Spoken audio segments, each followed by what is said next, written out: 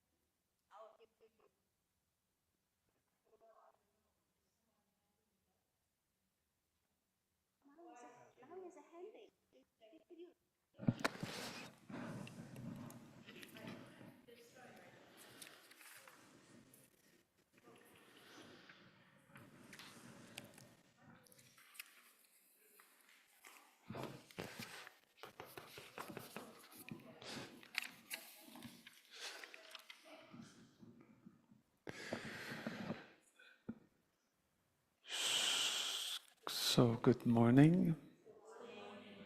Also, good morning out there, wherever you are. I hope that everyone can hear me clearly, right? Here in the shrine room, it's clear. Sometimes out there, it's a little distorted. So, where were we?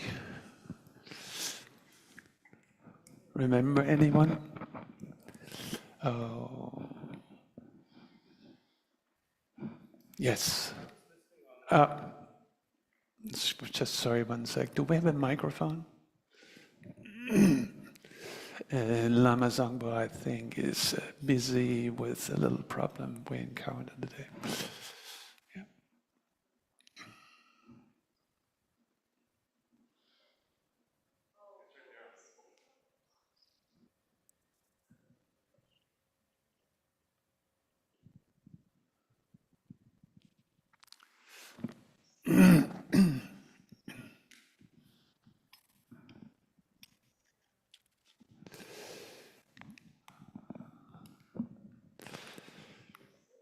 Please. Mine's more of an observance, actually, because you say where you left off yesterday. I was listening online, Okay. and then the sound kind of cut off. As soon as you started talking about prajna, the second you started talking about prajna, then the sound cut off. So that's sort of where, for me, you left off. Okay. Thank you. Okay.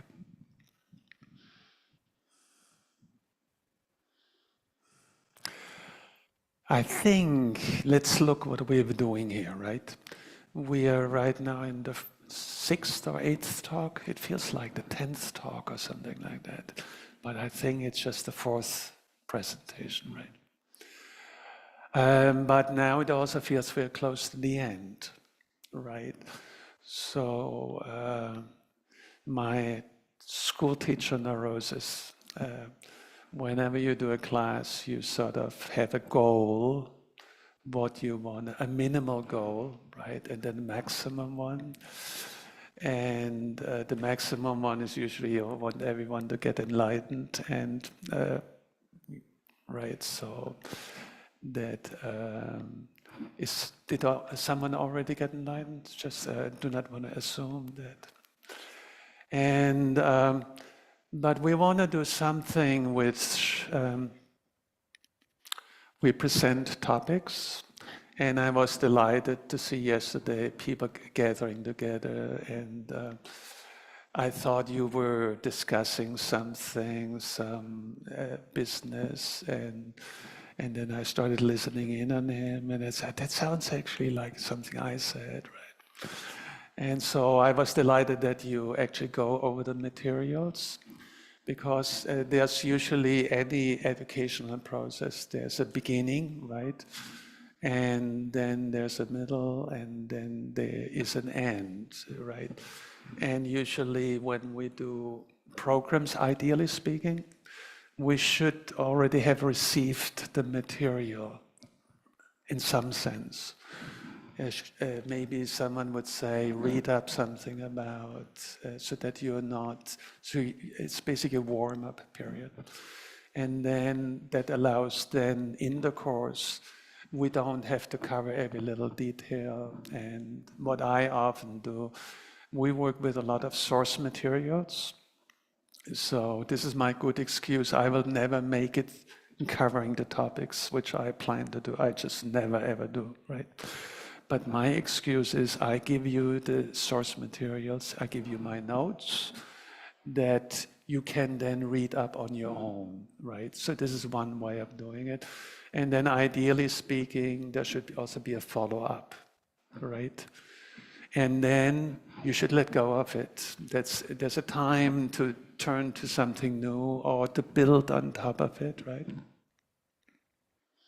So therefore, we need to check in, where are we with the kleshas, and I will make it very easy. We're gonna just quickly bring up my favorite questions. What is your favorite klesha?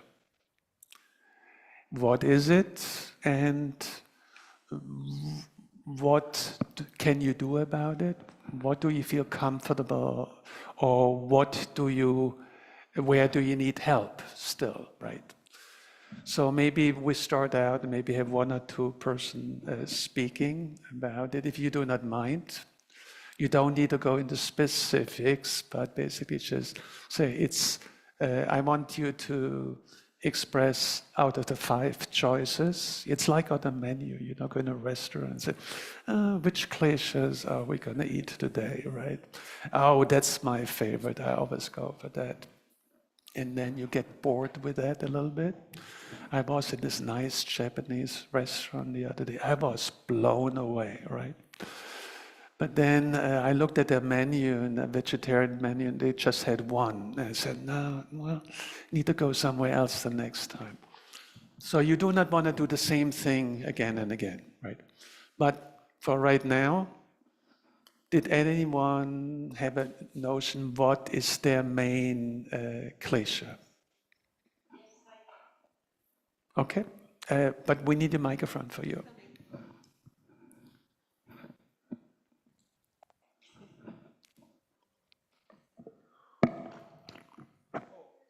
Here it is. Just this. Okay. Passion, and I guess that goes to desire, and it's I don't even know how to describe it, but it's just this holding on to like deities. There's this passion for the deities, for getting to know all of the taras. I want to know everything about the 20. And then I drop it, and I can come to a quiet place if I allow it to go. Or, I'm saying that now, still holding it as I speak. But there are times that it does. There is a disillusion, into, especially on one of the taras with the Amitabha and her dress, and there's a disillusion into the Abhitava sometimes. So I'm saying what is happening is I'm getting lost in this world, and I'm not capable of looking after my needs and out here, I'm just getting absorbed into this mandala, and so I'm not functioning very well on the outer. Yeah. Okay. So help me, please.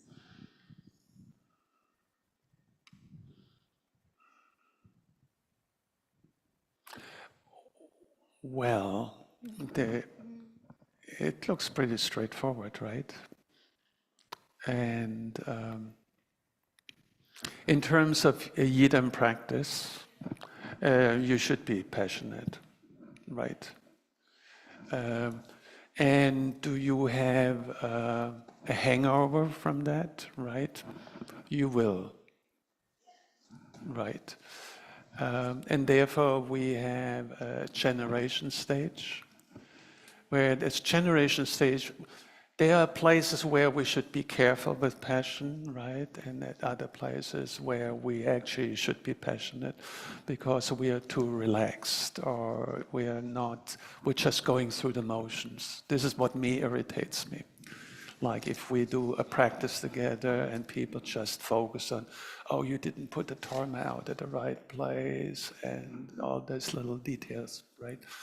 But from my point of view, if it comes to yidam practice, we should be passionate about our lineage holders, our yidams, and our protectors. So that's a very easy thing. Now, will this have any side effects, hangovers, right? Yeah, sure, it will. Because a yidam is also just, in some sense, a stepping stone, right? So therefore, each practice is set up that you have a developing stage where you get very passionate and you try to really be the yidam. And then you might get attached to it, right? And therefore, we let it go at the end of the practice. It's sort of like, I always compare it, do you know Monopoly, the game? You know, you are Park Street, and I'm not sure what you call them in English so much, but we have a Park Street. It's a very expensive house, and you play one round, right? And you have the other people, and you get agitated about them. I didn't get my way. They are doing better, or whatever. And then you learn your lessons. But each play you do it fully, so to speak, involved. And you can even get a little bit agitated and all those things, because you know then the game is over and there's no hangovers. The next game starts at ground zero again. It's a game, right? So Yidam practice is similar. You get involved, and mostly it's designed in order to help you, right? We'll talk a little bit about this maybe also. We already started talking yesterday a little bit about this in this study group, right? So, but the idea is that it's a devotional path, and devotion for Kakyus, they are hardcore. We are doing this, right? We are not philosophizing too much. So that kind of passion is, I think, good and necessary. But if it becomes attached and you think, oh, yes, or you say, oh, I still cannot maintain it in post-meditation, then you maybe have a wrong perception, because unless you are on the bhumi, you're not supposed to be able to do it in post-meditation. You do something wrong. I'm kidding, okay? I'm saying it's not expected from you to be able to maintain it. We're still in a training process. But you can then look at the post-meditation, whether you can maintain glimpses of it. So basically, don't have too many ideals about too much thinking. Oh, I need to hold on to it. It will go away. But if you, from time to time, can flash on your yidam while you go into Walmart, for example, it's really quite interesting. You can just walk there and do the shopping, and nothing much happens. And occasionally I walk in there as Chakasamvara or Vajrayogini. No one knows, right? But, and I do this for a little while, just flashing on it, and it gives me, hold on, I shouldn't just go through the motions. And you have Costco here, Nova Scotia? I love Costco, I really do. And but many people say it's so exhausting to go in there. So in other words, post-meditation has its challenges, and there we say from time to time we try to lightly remember our practice. So basically, we shouldn't have the expectation that we do post-meditation better than meditation. It will go away, because that's how we are defined as regular human being. We are not able to maintain. So I think you do just fine, right? And what was the second part?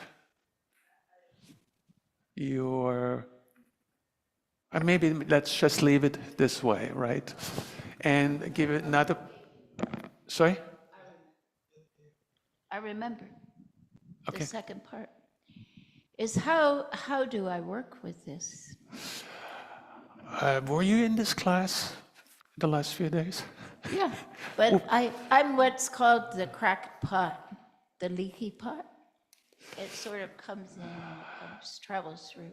Yes, so that's why we have right now a conversation, right, about how are we digesting this, right? Yeah. I'm supposed to go on to the 5 wisdoms, so I feel a little, but I said, no, this is more important than just pushing ahead and assuming that everyone understands.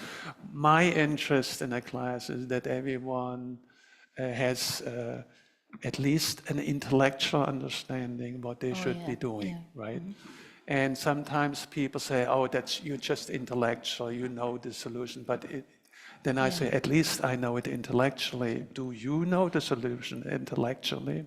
Yeah. Intellectual is one of the three kinds of prajna. Then we need to reflect on it. And again, that all practice implies that no one expects you to be perfect, right? Yeah. So the practice is not meant to make you depressed, what you cannot do. You should go into practice, okay, what am I doing now? You should have a little sense of your objective without conceptualizing too much. But sometimes people say Zen minds, beginner's mind. You shouldn't have any idea. I think that's wrong. We should have a view what practice is about. Oh, yeah. Okay, so basically, let me then simply ask, specific, it's passion, right? Yeah. And what is the weakness of passion, please? Embodies the weakness or wisdom of passion? We talked about two ways, objects and associated factors, which makes passion strong, right? What's the object of passion? It's desire, or same as passion, yeah. What is the object? You're passionate about what? Oh, about the, I guess, yidam, you know? About the deity, right? Yeah, deity. But in general, deities, any passion, what it's about, deity or whatever, what are you passionate about? You're passionate about something positive. Yes. Where you like it and you want to have more of it, right? That's right. Yeah. And so then when you fixate on it, it has to be all good, right? My deity is good, therefore it should... No. But that's what passion basically means. That's the problem. With the deity itself being passionate, there's no problem. Yeah, okay. But if you're fixated on it, oh, I'm not good enough as a deity, or all those things, then, or when a regular desire, for example, I like relationships. You have a partner which you usually like, and occasionally, I'll give you a personal example. Up until I was 13, I thought my father was a god. Whatever he was saying, I just believed him. And at some point, we asked him something in front of the TV, and he did not know the answer. I was not ready for that. My father was supposed to be perfect, right? And I was not ready for him to be a regular human person. It's a ridiculous example because, of course, we know we are. But nevertheless, you have this idea and you say that's how it should be. And then if the other person does not live up to it, then you say you should be this way and, that kind of thing. So we always ignore the negative aspect of the other person. Negative aspect means people come in a package. It's a package deal. It's not just the good stuff you get. I can think when you get married, you live through better and worse times together, that kind of thing. But I think, let's have another klesha, and then we're going to move on, okay?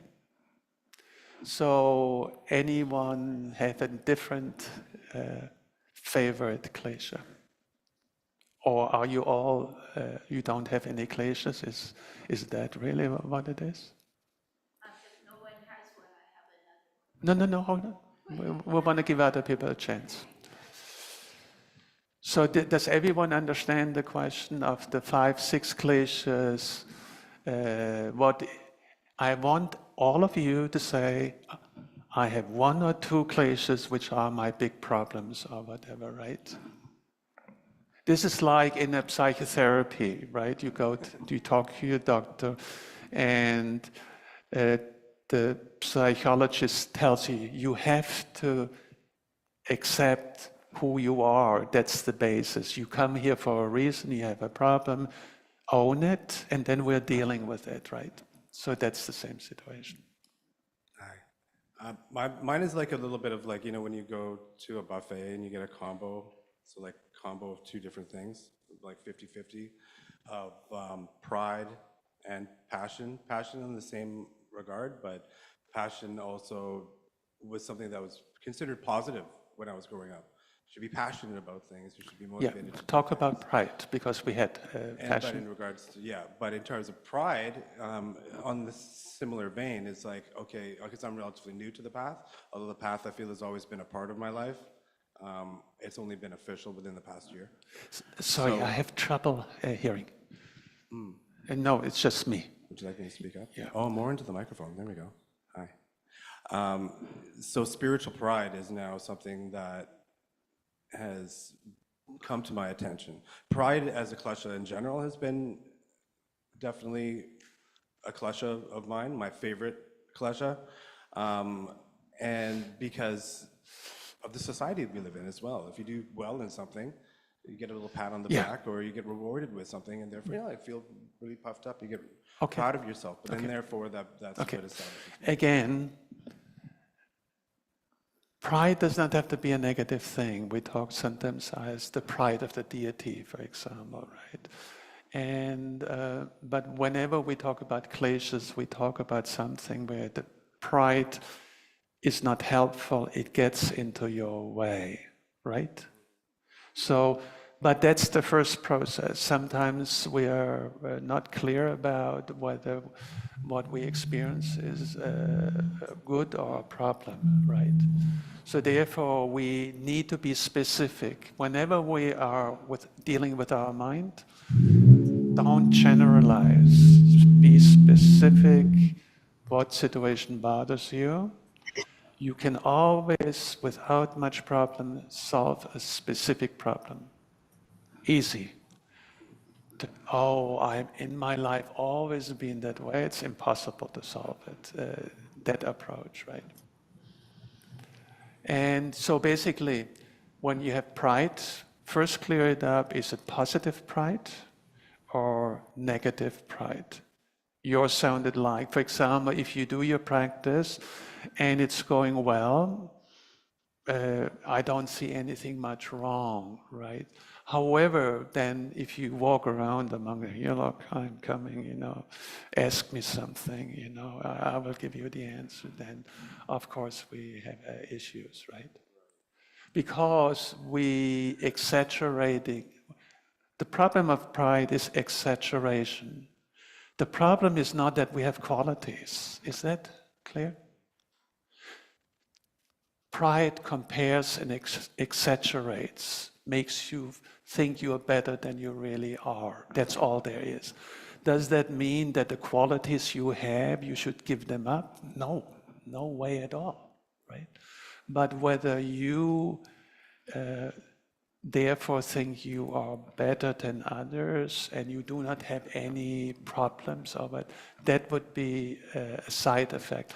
But again, my point is like, here in our Vajrayana lineage, right, we would not throw the kleshas simply away.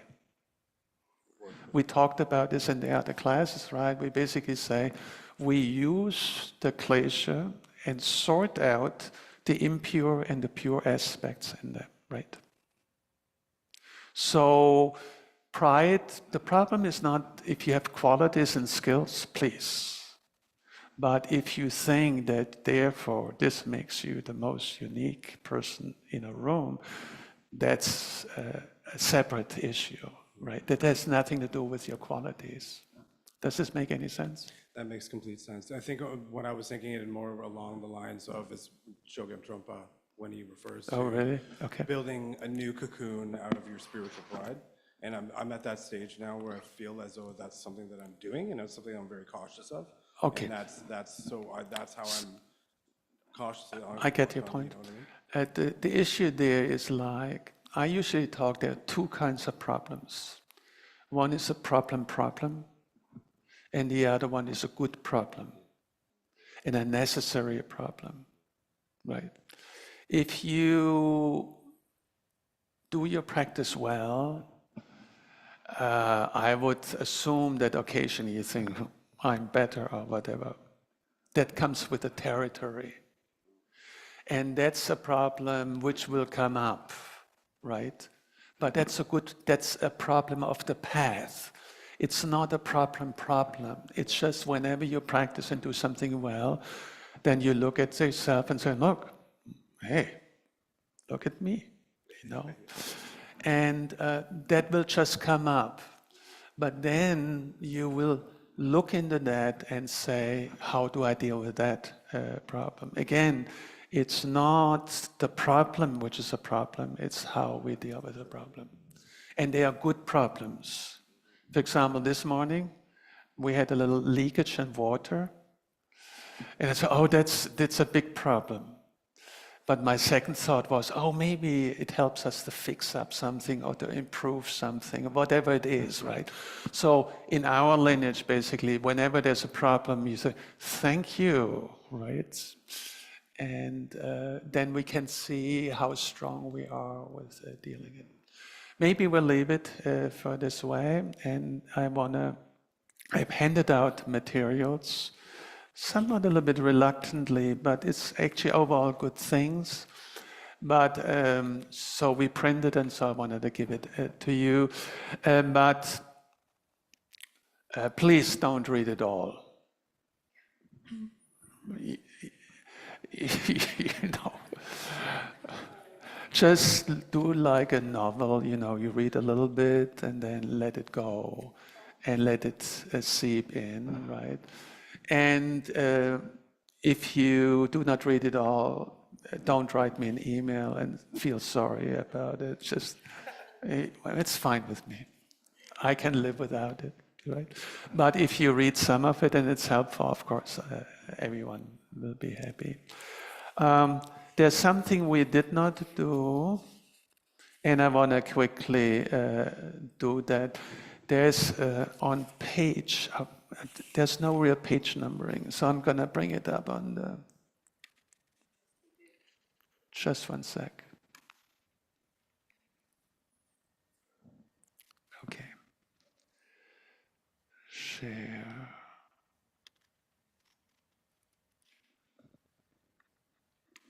Okay. Where are you?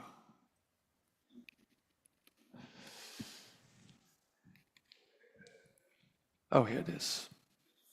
Okay.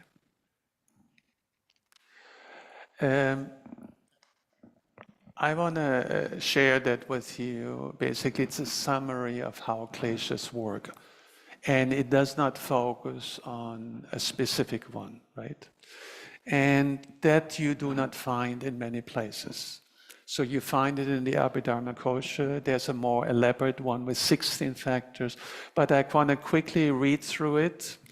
And my point of doing that is you have it in your papers. You could read it on your own.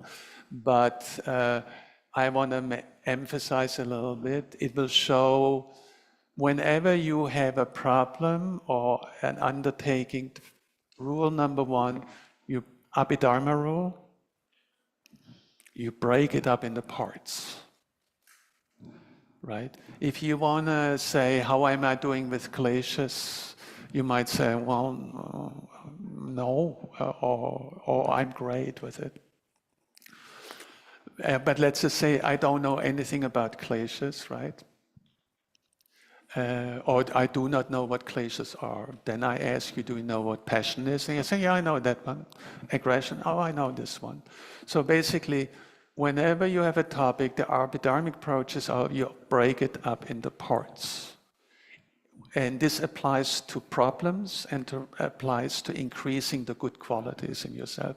You never just generalize. So here, we're going to see the points we have discussed integrated in this description. And some of it, it's related with the Vaibhashika system, but I'm going to rephrase it for you.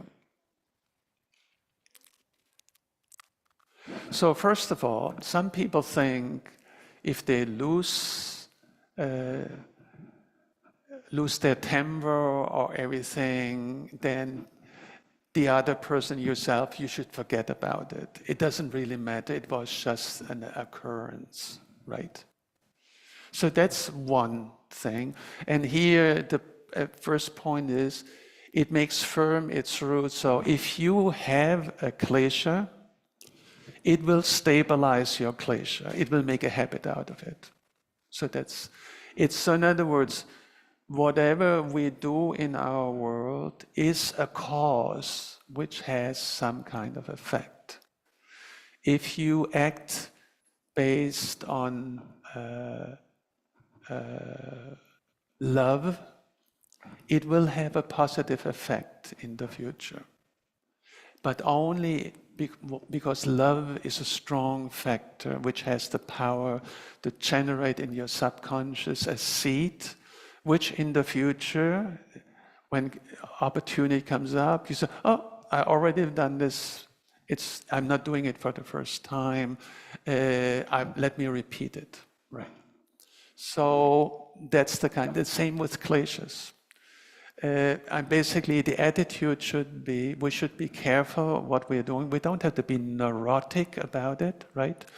But whatever we do in our life is a beginning of the next moment, right? So that's what the Buddhists teach, all is cause and effect. And then there are strong moments and weak moments and neutral moments. Neutral moments do not create karma as such, right? But the strong and the good and the bad, they produce karma. Okay, so that does not mean that a neutral moment doesn't have an effect on the next moment, but it's not a karmic link which will bother you in your next life, right?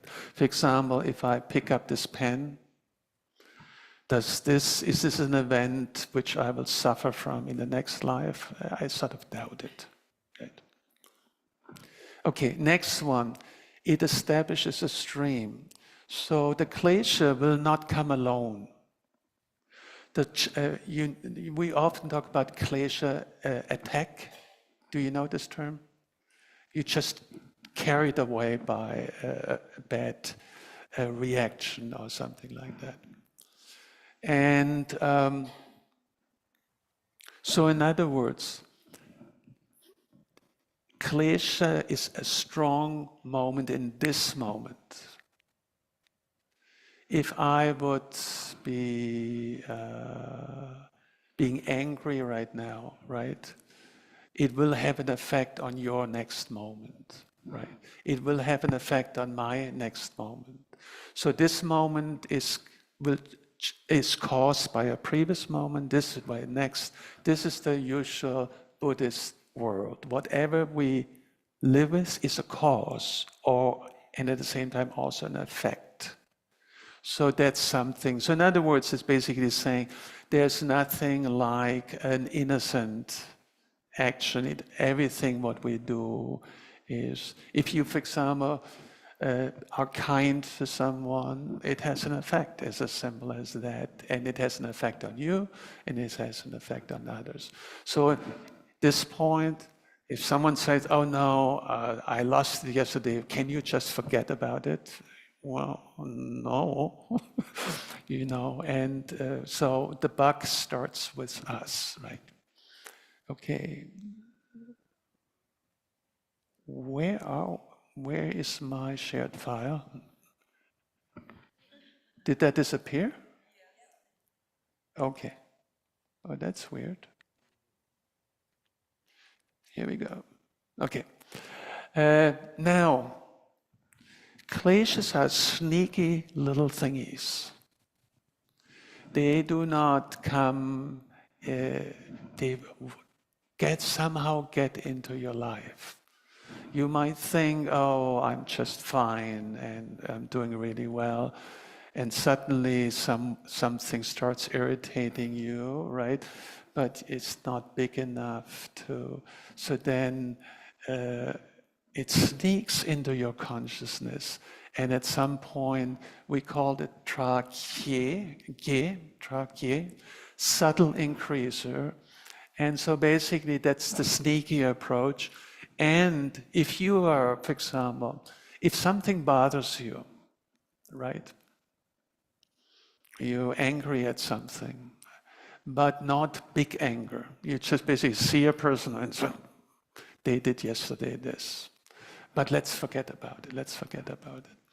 And then you wait, so to speak, and if the other person just says a minute little thing, which your klesha just will jump on it. The klesha will find an object which is supportive for it, right?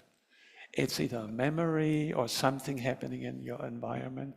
So kleshas, they are tricky beasts in many respects. Do you get my point? It's not just a klesha. It's a klesha creates an environment, right?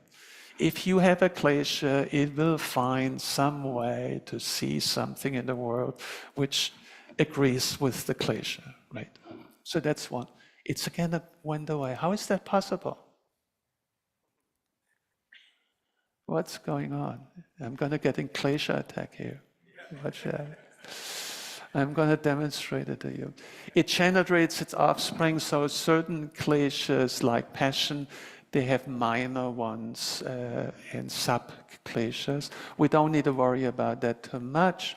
Now, number 5 is the main point. We say there are 2 causes of suffering of this world. It's kleshas and karma, action. Actions without kleshas, any negative action needs a klesha. So therefore, it's not only the klesha. The klesha is a mental event, right? It's often just occurring in your mind, but the klesha is not satisfied with that. It means like you have a thought about something, someone did something wrong, and you feel it on your tongue. You sort of like, I'm going to say something, not going to say something, and then suddenly you're going to express it, a speech, or you say, even physically, you could do something, right? So basically, that's the main problem. Kleshas occurring itself, that's not a big deal. It comes and goes. For example, like this, if kleshas would be like this, but kleshas are not like that. Kleshas saying, well, I really want to do something with it. So that's why kleshas are a problem.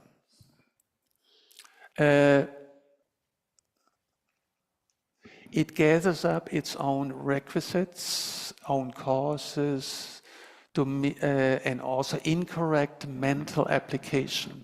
So basically, this is saying, kleshas they misperceive the world and in one way or the other. Kleshas are errors. They are not the truth.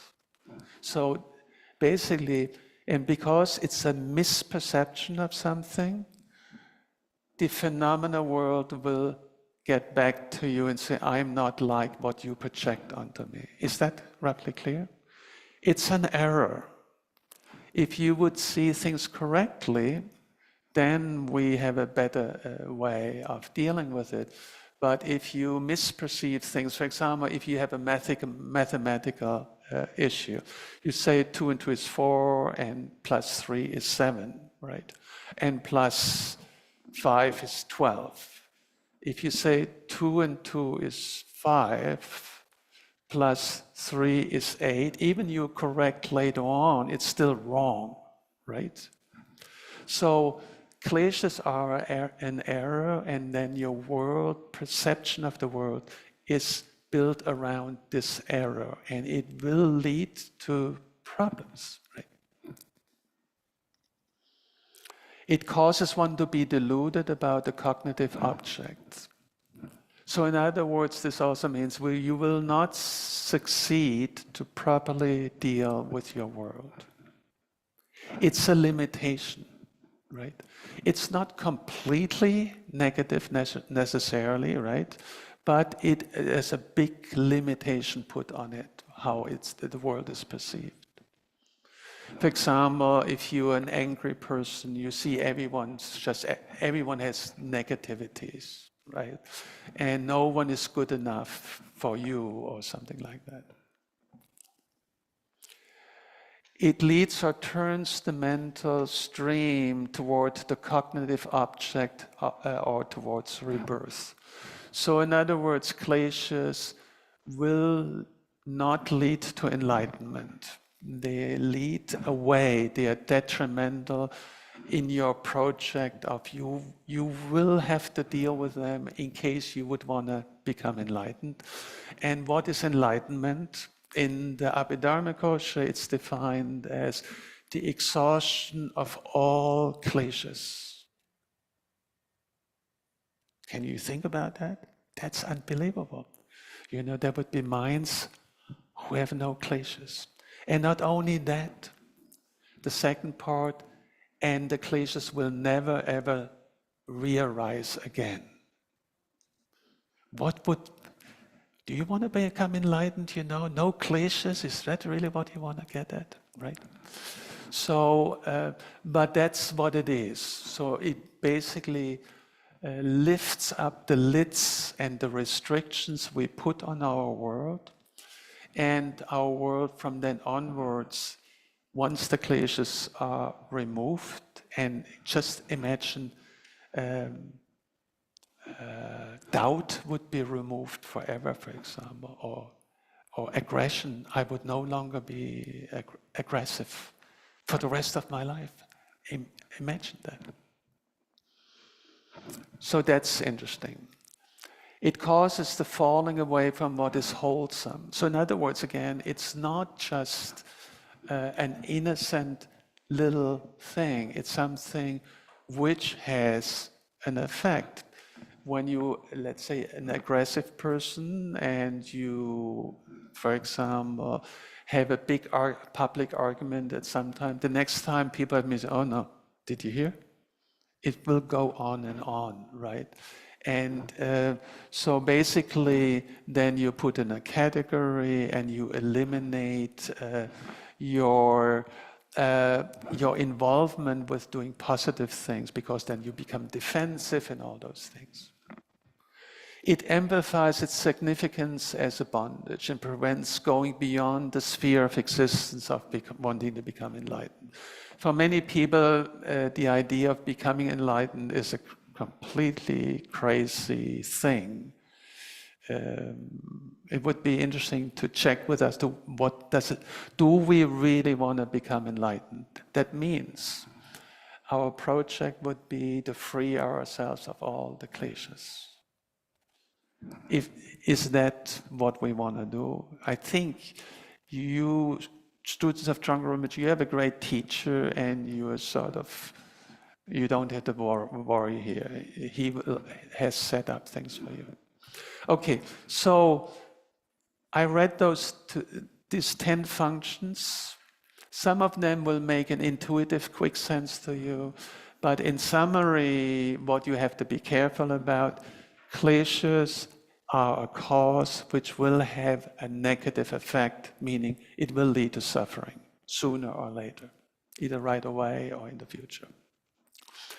Kleshas can be avoided by looking at the object, perceiving the object properly, by generating mental factors which cannot coexist with the klesha, and also by looking directly at the klesha. Those are your 3 strategies, whatever kleshas come up.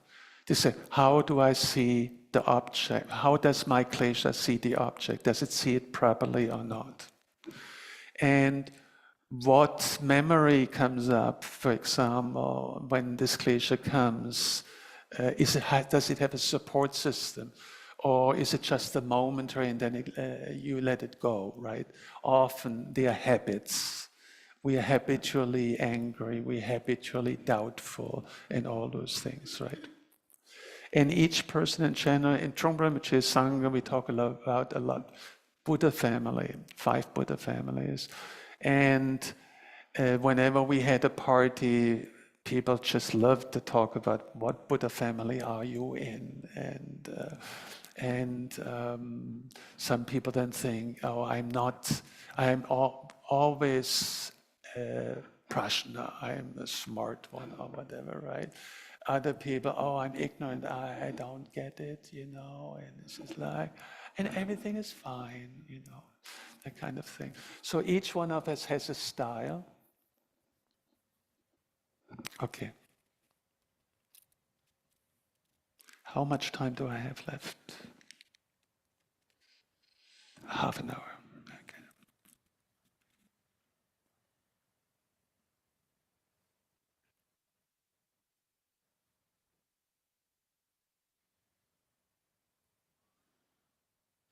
Okay. Maybe what the usual topics are when you talk about kleshas.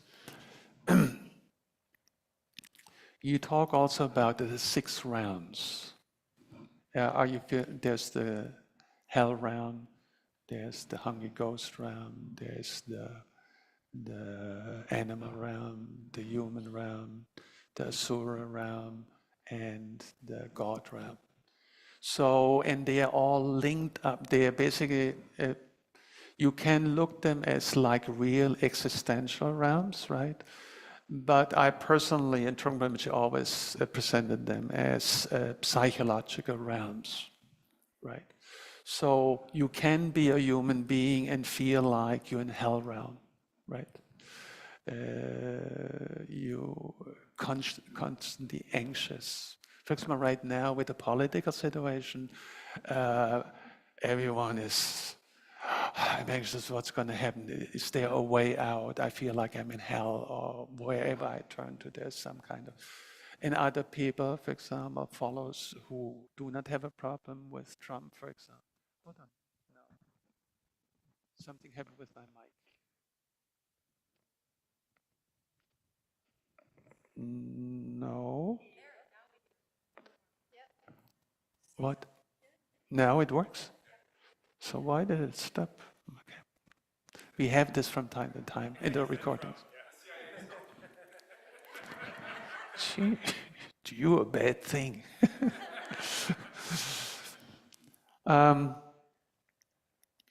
So in general, I used to be a hungry ghost person, very strongly. And then I lived at karma journaling, and then what I did was like every 2 or 3 months, I thought I could explore an aspect of my mind which I hadn't solved on. And I got passionate about it. And sure enough, it started out really great. Oh, I'm strong now. I have a background. I meditate and see my mind clearly. Now I can deal with my stuff. And so I pick up my stuff and get passionate about it and say, oh, this is going on, this is going on. Sure enough, after 1 or 2 days, I was depressed. I was just depressed. I was not good enough. I was not able to do those things. And then I got depressed for 10 days and trying to fix it. At some point, I gave up, and then suddenly it was gone, and I was again completely fine. So then there are certain patterns. So I try to explore, how do I get poverty-stricken, hungry ghost mentality, where whatever you put in your stomach is just not enough, right? And there are many, many people who are like this. When I was directed to Genpo Abbey, each person, when you do a 1-month meditation session, where people practice 8 hours a day, right?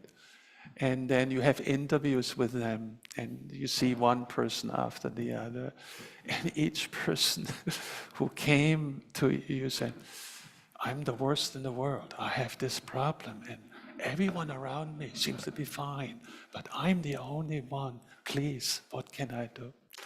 And this would be funny if then the next person, where she thought they have it together, comes in and would tell, I'm doing great. No, they say, I'm also. So basically, we have this poverty mentality, right? Hungry ghost, it's not a realm, it's basically a psychological realm. And if you Same question, what is your favorite klesha? What is your favorite realm? Do you feel like a god? Right? There are people who are like this. I've seen them and they do a good job. Makes me jealous, but they seem to be fine. In any way, so then I worked myself out of the Hungry Ghost realm. So what did I do? I understood how I created the Hungry Ghost mentality, and I was able to reduce it to 3 days of depression. And 3 days, it's a normal thing. I can live with that. It's not a big deal anymore. So then what you do then? Of course, then you move into the other realm. I finally arrived, I think, in the human realm, right? And then occasionally I get bored with that and say, what else is there? And I'm still not a god, It's just like the other people, they speak proper English and I just still struggle and all those things. In any way, each one of us, my point is like, do we only have one klesha? No, we have all 5 or 6. Do we only live in one realm? No, sooner or later, if you have a year, you live in all of them. And so my suggestion is again, you need to know not your favorite kleshas, that's how you start out, but you need to make an effort to study all 5 or 6. Go through them, maybe make a commitment after this course that every day you will focus on a different klesha. Then in a week's time, you could say, I'm now able to connect with all of them, more or less, but I know more of them about. And then you will also know what can I do about them, right? And then you can work also with more permanent, continuous character traits, and you can slowly chisel away of them. And you, ideally speaking, you want to be in the human realm because it has the best potential for practice. There's not too much happiness and not too much misery. It's a good balance, so it keeps you on the toes. Okay.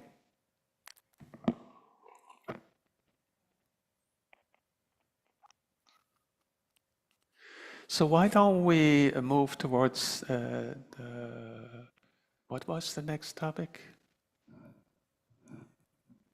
There has to be something more than kleshas. It's the wisdoms, right?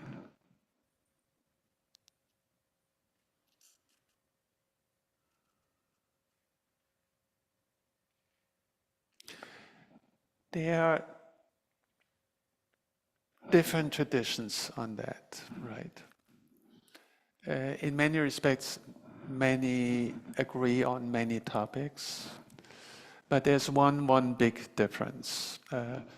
Some people think the 5 wisdoms, they are just for the Buddhas. Only the Buddhas realize the 5 wisdoms. And then there's a sutra called the Buddha Bhumi Sutra, which talks about the 5 wisdoms within the context of a Buddha realm.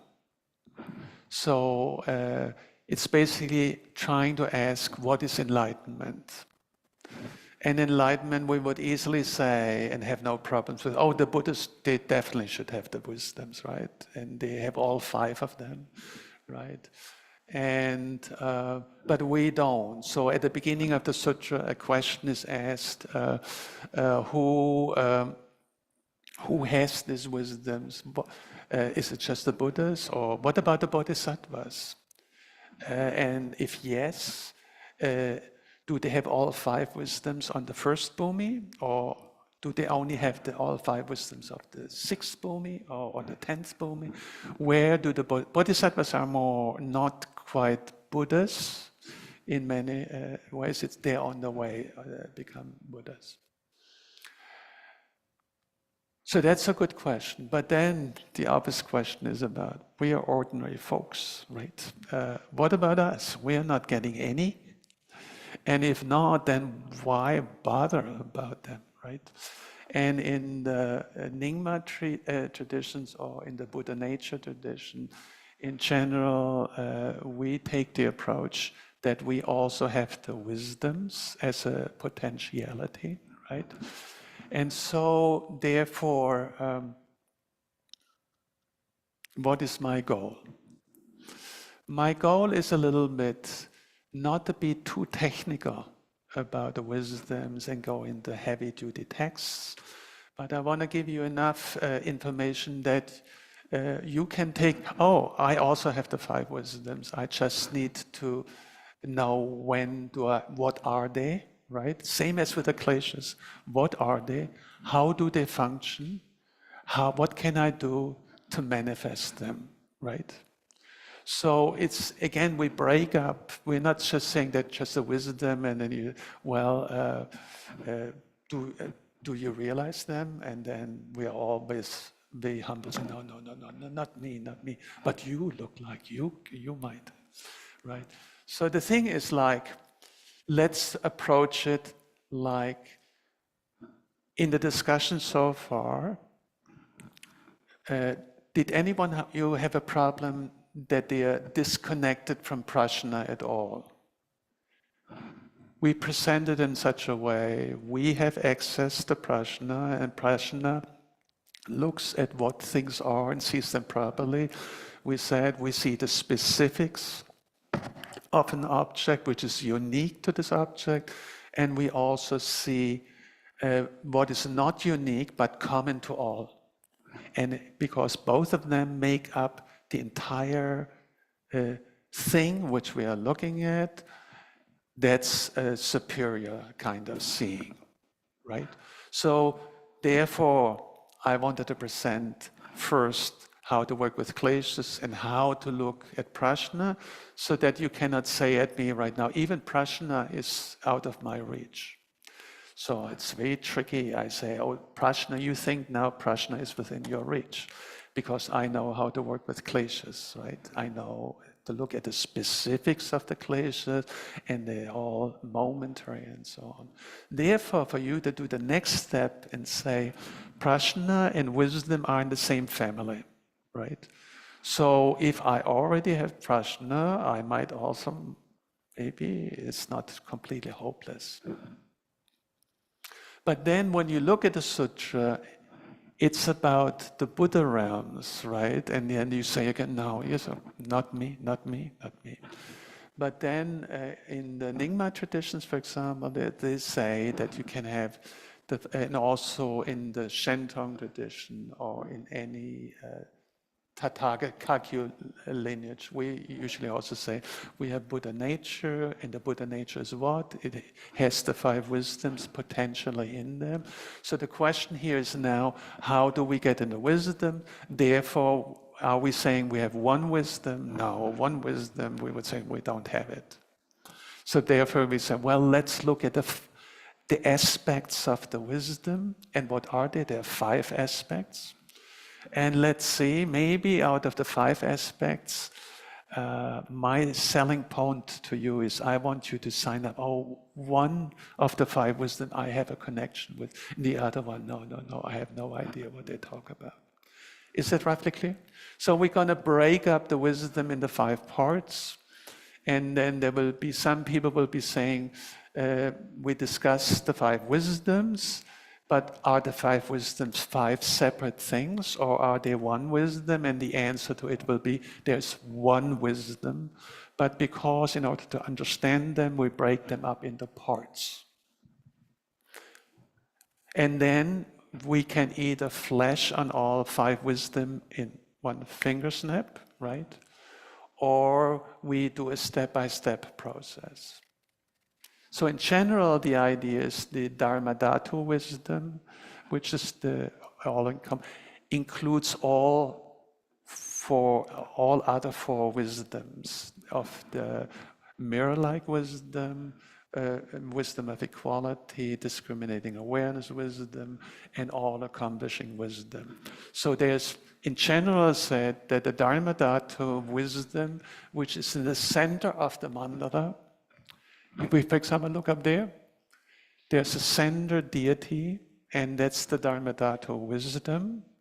And then the four directions, the blue, red, what is it? Blue, yellow, red, and green. Those are the four wisdoms, and they come out of the Dharmadhatu wisdom. They are included in it, right?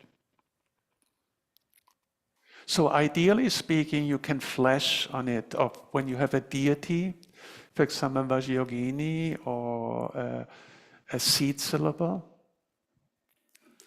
Vajrayogini constantly manifests the five wisdoms. She's, for example, I just want to make it easy for you that you can connect with it. For example, you're a deity, you have a seed syllable, and the deity radiates out light. The light could be considered to make offerings, that's one option, or the lights are the five wisdoms. So you could, for example, say the lights are sent out and transform the entire world, and you say, well, light usually doesn't do that, so what's the trick here, right? If I turn on the light, it does not transform into a wisdom world, right? But if I'm aware that I associate the light rays with the five wisdoms, when they touch something, they perceive one aspect of the object, right? Is that roughly clear what I'm trying to say? So when we do our practices and Tara or Padmasambhava sends out light, is this electricity? Huh? No, right? Is my... So I assume that you do visualizations where you send out light, right? Do you do this? Lama Zangpo, do they do that?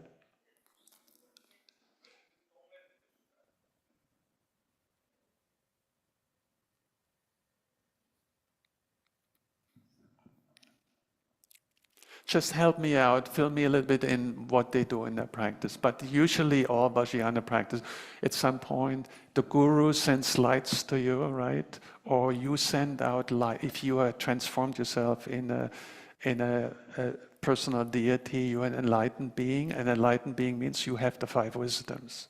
Therefore, whatever you send out, light, is a manifestation of the five wisdoms.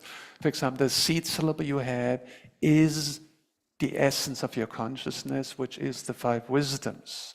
So when the seed syllable sends out light, you are sending out not light, you send out the wisdoms, right? Is that what you do, Lama Zampo? Yes, we do sometimes during the Tonglen. Okay. So in other words, we studied a little bit what prajna is, what wisdom is, and we know what the kleshas is, we know what difficulties are, and now we want to train in whenever we are making contact with somebody, we usually use our prajna, right? And when we send out lights, and the light returns, or the Buddha send out lights to us, they bless us with the five wisdoms, right? And so right now, what we want to do, I want to make it easy for you to say, oh, no, I do that, and I can connect with that part. So now I'm going to make it really easy for you. What would be an example of the five wisdoms? Where do you see examples of the five wisdoms? That shouldn't be difficult for you.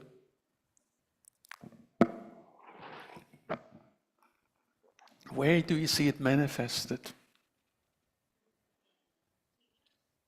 Teacher? Did someone say teacher? Oh, yeah. Okay, so I do one thing which works for me really well, and also usually for others. So I will show you a series of photos of His Holiness Karmapa. Right. And as we watch it, usually I just show it to people and they're affected by it. Did anyone of see the background ceremony? No one? I did. And Black crown ceremony. Yeah.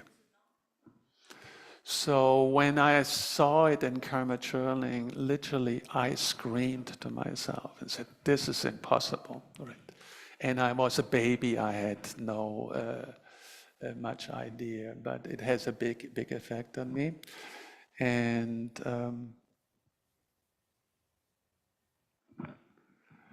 maybe let me just share a few things, right? How late do we have? Okay. Yeah. I met His Holiness in Tibet, right? I just went to basically just to see him, right? And when he was 14, and he played tricks on me. He really did. I might tell this another time. But then I met him again in New York, and the idea was, I didn't tell you this story before, right? It's a neat one. So basically, we needed to ask him to give my meditation center a name, right? So that was the main purpose. So I lined up, and it was in a Tibetan library in New York. There was a library, I forgot the name. In any way, we showed up, there were lots of people, and then I said, oh boy, I'm not gonna be able to see him long, right? And then there was a professor there from Columbia University, and we were put last. We said, oh no, now we are last one. He will have more time to talk with us. So I assumed that I would go into a room, that he would be sitting in his chair, and I do my prostrations, put my papers on the chair sideways, and so I will do that. So then and we were already late. That was clear, but I thought that's really auspicious that we are at the end. That means we will have more time, right? And then I entered the room, and there were lots of people in the room. It was a standing party. People were just talking with each other, and I could not even see where the Karmapa was. And then at some point I saw him, and he was in a little group, was standing there, they were chit-chatting. And then someone brought to his attention that I'm here for the audience. And he sort of turned around. There was just enough space there. It was real tight all over. And then when he turned towards me, his eyes were completely panoramic view. You know, usually when you turn around, you look at one thing, is the me to this, but I was shocked by this. How in the midst of this party, he did not know where I was or whatever, right? He just turns around. It was just a space-like awareness, right? And then there was no place to do any prostrations. And so I did not know what to do. I had my kata, but I could hardly move. And he saw my predicament, so he took the kata and also slightly touched me like a feather. And I was just like, how is that possible that a person is in the midst of a party and in this open space? He doesn't enter that space, right? He doesn't pretend, it's just he's always in that space. So this is for me, I still feel it right now. And so I want to show it to you. I want to show you a few pictures. And I want you to do two things. Don't think too much about it, but the different photos have different flavors. And my take on it is, different photos manifest different wisdoms.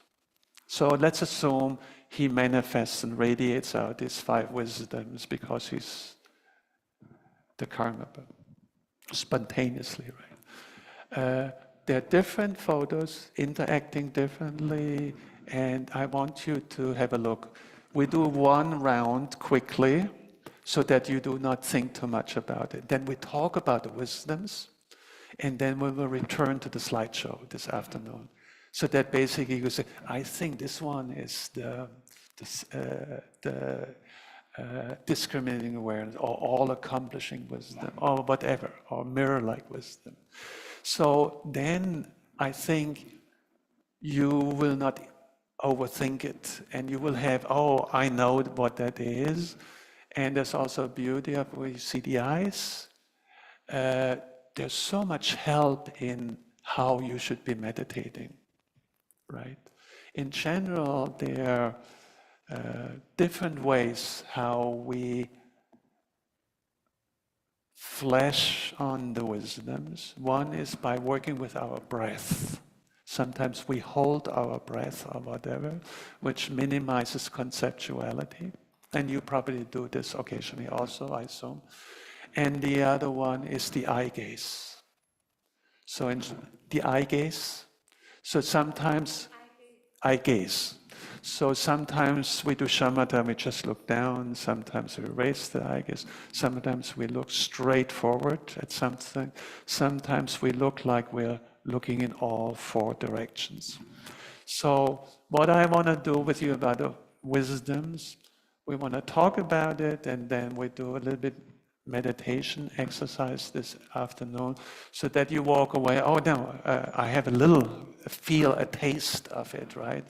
And then when you go into practice, or you see in the future teachers or whatever, you will know what we can further it, right?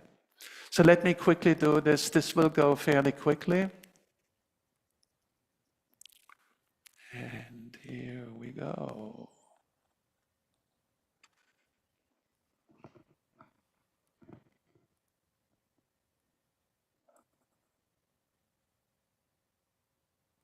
I promised you eyes, and here we have one where it doesn't have any eyes. Sorry.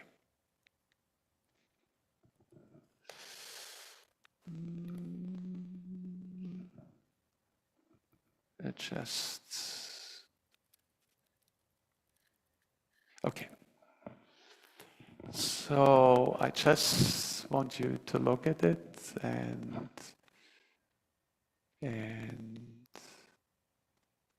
this is the background is where he manifests as Avalokiteshvara, which is manifesting wisdom and compassion, right? So this is one. Let me make this bigger. And we're gonna get this out of it. Okay.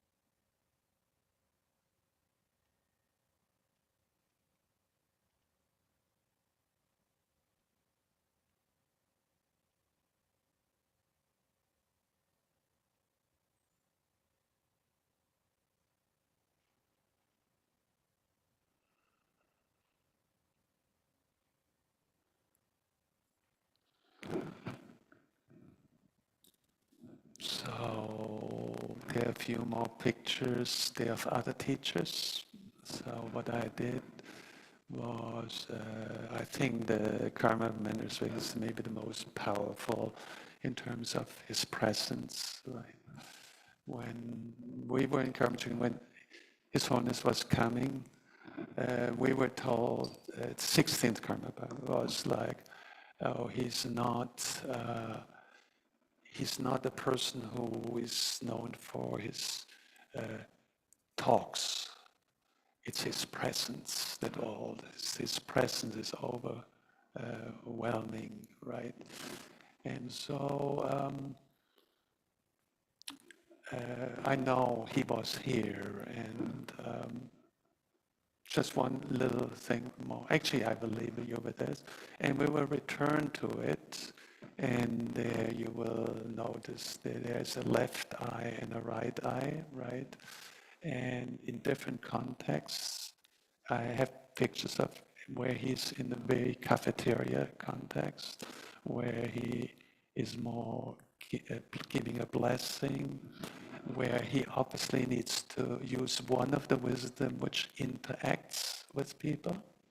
And then there's some of where he just space like, it's just like, where is he, right? And so we are going to leave it this morning, and then this is visceral, I think, right? And so then we can this afternoon go through the wisdoms, and there's some materials I prepared for you. And but we're going to keep it easy.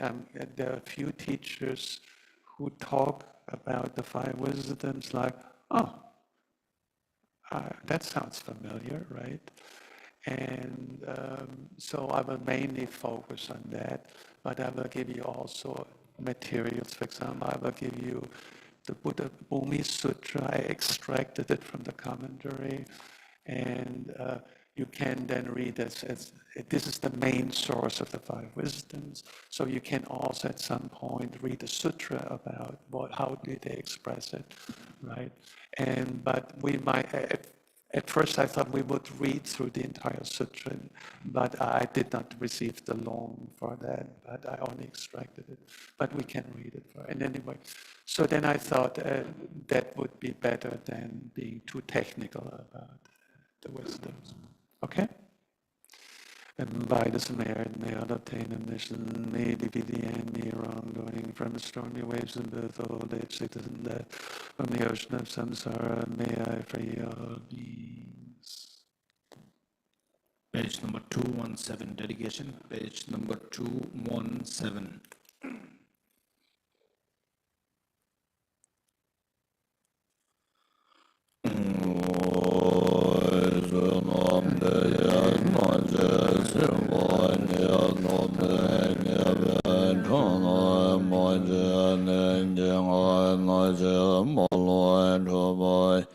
Sebe zole zhong wen yu lu xiu